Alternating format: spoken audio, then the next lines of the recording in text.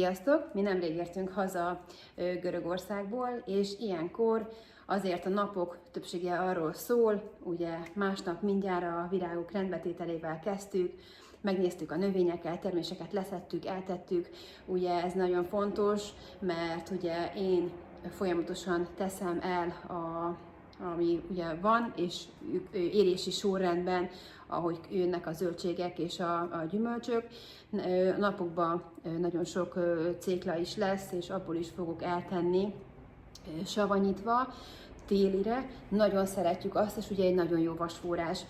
És ilyenkor, mikor hazaérünk, ugye a kelt rendbetételével kezdtük, a kicsomagolás még várat magára, még erre nem jutott időm, mert a tennivalók mellett, tehát a fontossági sorrendet is muszáj ugye felállítani, viszont az ebéd az egy olyan dolog, hogy azt mindenféleképp be kell szorítani. Nagyon fontos nekünk, hogy minden nap azért meglegyen a főtétel, ha lehet, akkor ez a dél és 1 óra között ez történjen meg, de hogyha ugye megyünk erre-arra, és ugye más dolog is van, akkor előre én ki szoktam találni, hogy mit fogok elkészíteni, és hogy tudom ezt a leggyorsabban a gyerekek mellett is ugye ezt megvalósítani. És most a csirkeket már befűszereztem. Erre most tettem görög fűszerkeveréket, amit ugye kint vettem Görögországban, ez szállított zöldségek keveréke, és tettem még rá sót, és olívaolajjal összegyurmáztam, és ez több óráig állt. Addig ugye nem voltunk itthon, pihent a csirkehúsi a hűtőben, és most fogom elkezdeni a sütést. Most 11:30 van, de 1 órán belül meg lesz az ebéd. A férjem kérésére répafőzeléket fogunk készíteni, vagy azt fogok készíteni, és cukini salátát szeretnék még, ilyen cacikisen elkészíteni, még éljük ezt a görög heteket, és sült csirke, caciki saláta és sült krumpli lesz, úgyhogy tartsatok velem, és tudom, hogy készítem, és hogyan tudtok 1 órán belül ebédet varázsolni a család számára. A húsit azt beteszem most sülni. A répának a végeit levágjátok, és ilyen gyors hámozóval tényleg nagyon gyorsan meg tudjátok pucolni, utána megmossátok, és lereszeljük a répát és a cukinit is. Én ezt most géppel fogom csinálni, de hogyha neked nincsen gép, akkor nyugodtan használhatsz reszelőt is. Itt már ugye a cukinit lereszeltem, levét majd ki fogom nyomkodni, és utána egy picikét megsózom.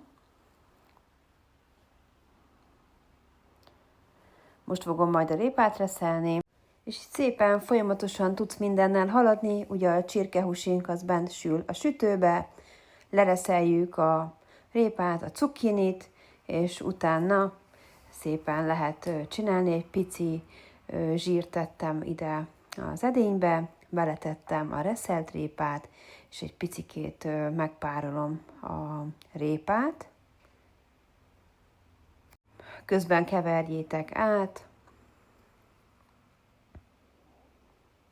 addig én egy picit itt megsóztam, és addig elkészítem a caciki salátát, ugye most itt cukiniból picit sóztam, görög fűszerkeveréket fogok rá használni, ilyen caciki fűszert fogok rátenni, de ha neked nincsen, akkor fokhagymát törjél bele, friss kaprót vagy fagyasztott kaprót daraboljál rá, és sózd, és egy picikét kikeverett tejföllel, nagyon pici ecetet raktam hozzá, és tényleg olyan frissítő, kellemes ízű caciki salátát fogsz majd kapni.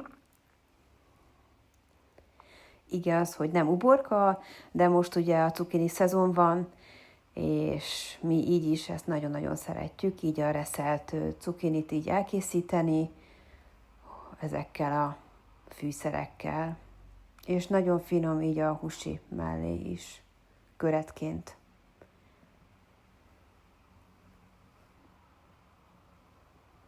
Itt teszem rá ugye a joghurtot, szépen összekeveritek, kóstoljátok, ha kell még bele só vagy bármi, akkor azt tudjátok még utána pótolni. Itt fogom rátenni majd a kaprót, amit picit összevágok, és ezzel is szépen elkeveritek.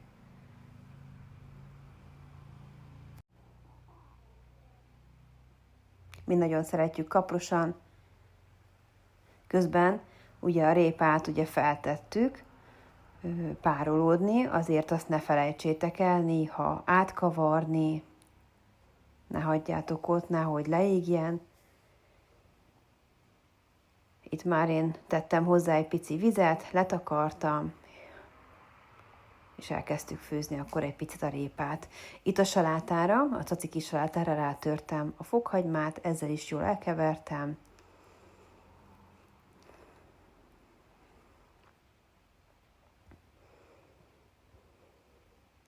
Közben, hát ez ilyen ide-oda ugrálós, ilyenkor, amikor tényleg rövid az idő arra, hogy mindennel elkészülj, akkor úgy, ilyenkor ilyen ide-oda kell lépkedned, egy kicsit csináld a salátát, aztán odalépsz, kavarsz egyet a főzeléken, és akkor így szépen minden halad. Amikor a saláta elkészült, akkor én már feltettem a zsírt melegedni, és elkezdtem pucolni a krumplit. Itt ugye beletettem az ecetet, de ezt is kóstoljátok, hogy mennyit szeretnétek hozzátenni.